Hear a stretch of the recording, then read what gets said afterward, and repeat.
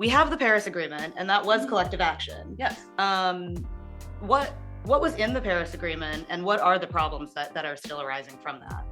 Yeah, so the Paris Agreement, in fairness, was a huge step forward. It was a common recognition by nearly every jurisdiction in the world, and the jurisdictions that aren't party to it now are Yemen, Libya, Iran, and the United States. Right? So it's almost everybody has agreed that climate change is a big problem. Right, and so it provides a moral foundation, it provides a forum for everyone to talk together, and it provides goal setting. So every country will set their nationally determined contribution, which is their path for emissions reductions, and those are nationally determined. So that means that you can be as ambitious or as not ambitious as you choose, but you're at least publicly stating that. And there's stock taking that occurs. People will say, okay, well, this was your plan and you didn't quite meet the plan, so there's at least some sort of like naming and shaming element to it.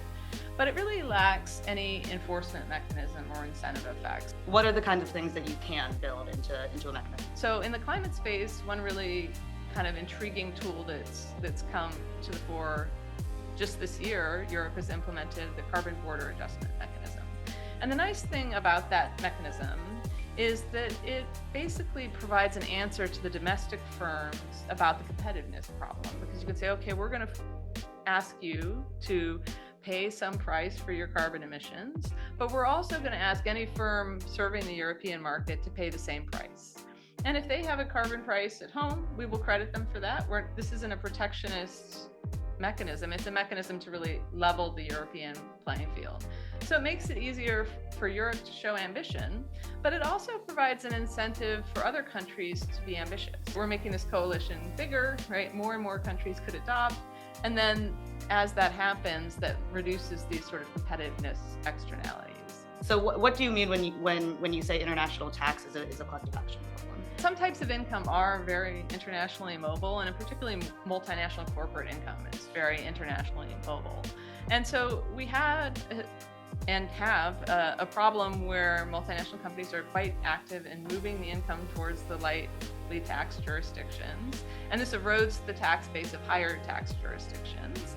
And it also creates the same kind of free rider problem where, if you're a low tax rate jurisdiction, you can help to get in a beggar thy neighbor way some of the tax base from your neighbor by lowering the tax rate or loosening the regime. There's a lot of tax competition, and this results in a sort of a secular decrease in corporate tax rates over time, but also a situation where trillions of dollars each year are taxed at very, very low rates, which undermines the ability of governments throughout the world to collect the taxes that they want to collect in the most ideal way, right? So many countries would like to have a robust corporate tax, but it's hard to do that because their firms say, well, you can't tax us because we have to compete with these other firms based in low tax jurisdictions. And so you get this problem where countries can't have the tax systems that they want to have. What's the argument for the most powerful country in a lot of these agreements isn't agreeing anymore? What's the argument for the rest of the world to keep working together? Yeah, I think one strong argument is that everything is always temporary.